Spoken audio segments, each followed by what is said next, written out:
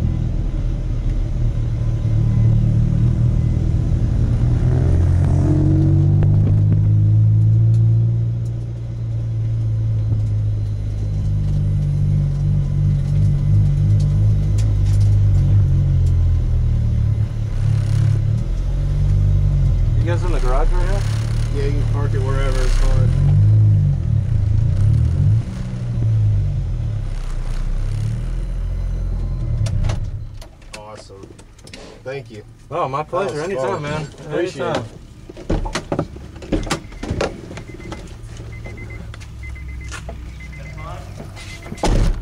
Oh, yeah. Seems like you've done it a time or two before.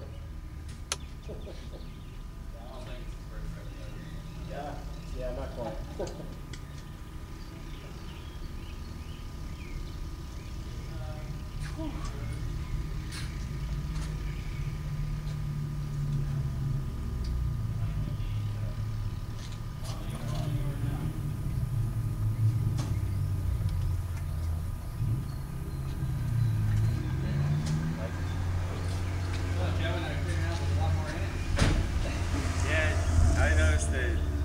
The way she was driving, the tires weren't getting near as greasy. So You gotta rotate. well, I did stiffen up the rear since I drove the last.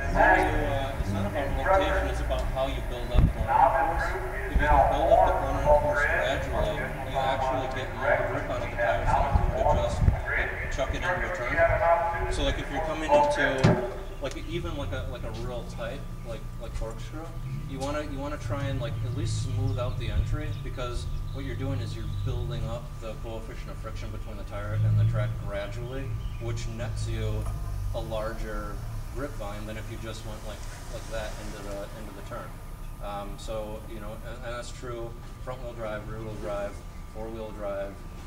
If you are like your initial like steering input, if you're gentle and build up the tire cornering force, you get more grip than you do if you just chuck it into the turn. Chucking it in is more spectacular, but not anywhere near as fast.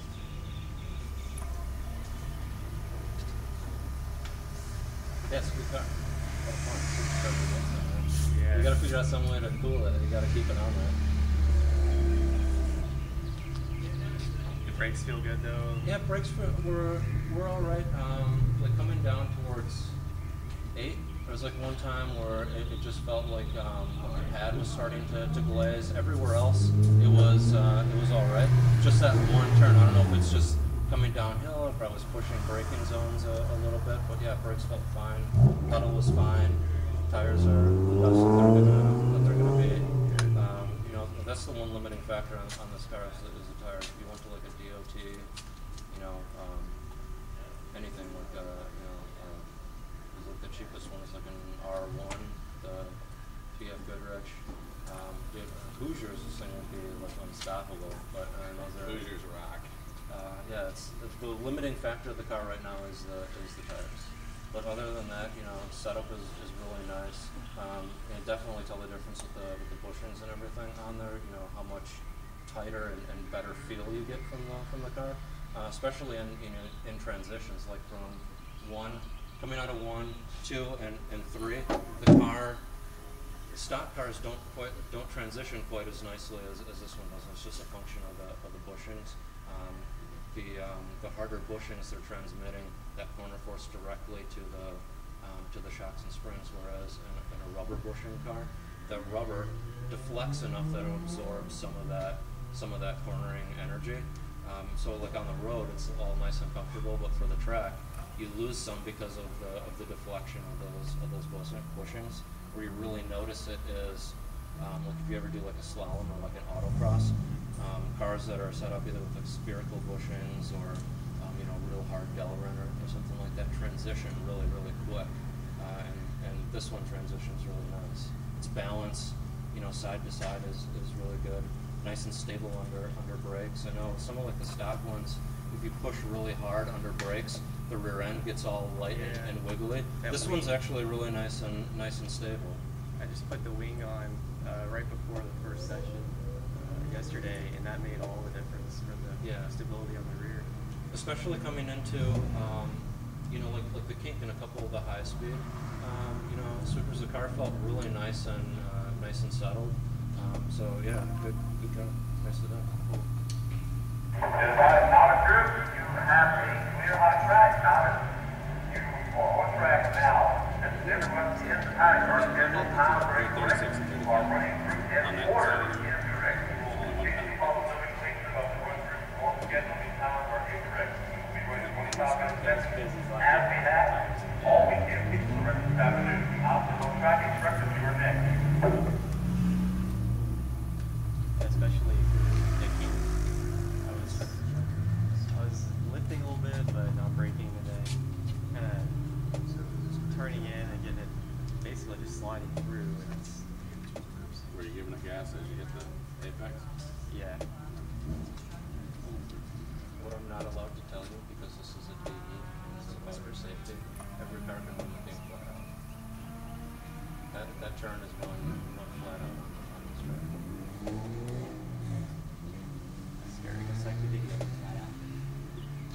not that scary if you get to turn right. It's when you The get to only turn the wrong only that's the intimidating problem. part is the entry. Once you get to the apex, have you ever noticed that the feeling changes? Like the car, you're like, oh man, I could have gone faster through the back section of it. The intimidating part is at the front. And so the key to run through the kink fast is to find a reference point, something that you can look at further down the track, so you're not focused on the entry. When you're approaching it, you should be like immediately looking for that. I use there's that little triangle of curbing. There's the access road. There's a little triangle of curbing. That's what I'm looking for. And as soon as I look at it, my hands are moving because where I look, the car goes. Drive with your eyes.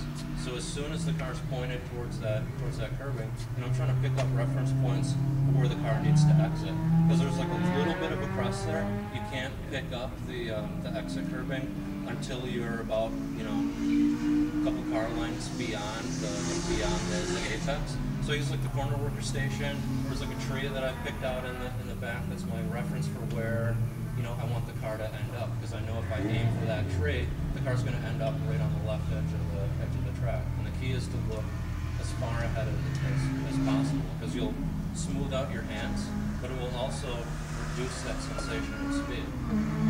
If you've ever been on the freeway and you can see the horizon in the distance down the straight freeway, you look at the lane markers passing right in front of you by the hood, it's all a blur. But if you look at them way at the horizon, you can count each and every one of them. They're slowly approaching you. And that's the reduction of sensation of speed. The farther ahead you look, the slower it feels like you're going.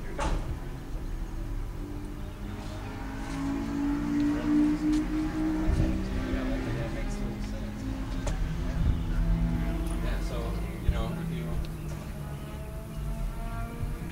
some of the cars that I am privy to driving have pretty ridiculous cornering speeds and comebacks. For example, the DBR9 at Road America, about a $1.92 down the straightaways. And the cornering speed is with the kink at Road America, which is kind of like this. I don't know if any of you guys are familiar with Road America at all. It's got a kink just like this one, except it's a little sharper. We can run that flat out. And the key to driving a car that weighs as much as your car but has 660 horsepower is you got to keep your eyes up as far ahead as possible. Because if you're looking at what's directly in front of you, you don't have enough time to react to things, and you end up driving from the hood of your car. And you do like this, you're making all kinds of directions. If you're looking, a corner ahead, you end up just doing this. You're cruising around the racetrack. And so even in low horsepower cars, you got to get into the habit of as far ahead as possible.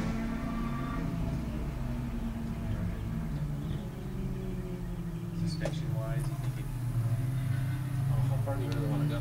I mean, is this going to be like a track only? Yeah. Then, by all means go. I mean, the sky's sort of the limit. It really kind of depends on.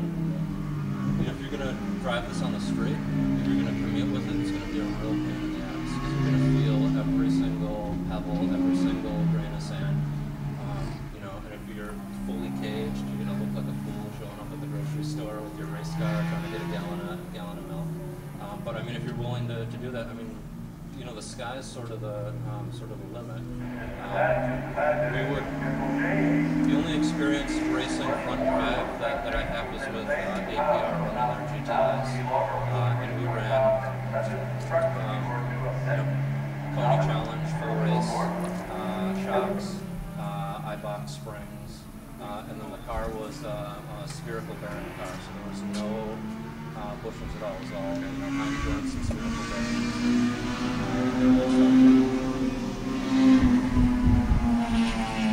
So unfortunately, I can't say, put on. Yeah, I don't drive anything And such and such, because I don't really know what's going to work. It's a lot of your driving style and what your goals are on the track, and then make sure that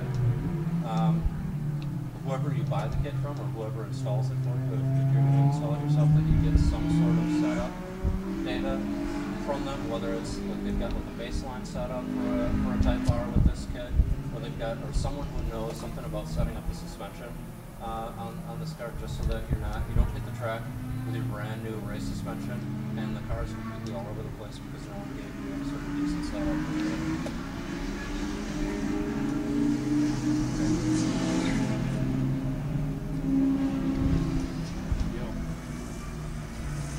I've been debating about switching to something similar to John's as far as suspension goes, but maybe I'll use this for a while longer and try our comps first.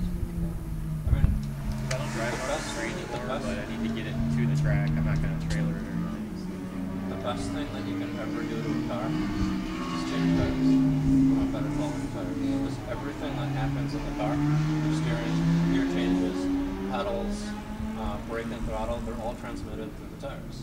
And everything that happens on the track, cornering force, load, grip levels are all transmitted to you through the tires. And hopefully, fingers crossed, they're the only thing that touch the racetrack.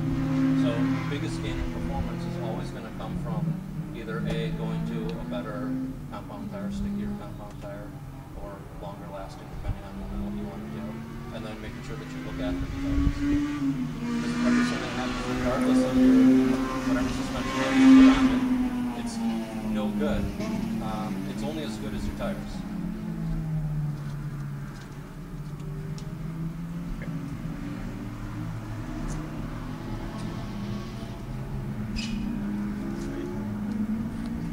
Thanks for letting me take the first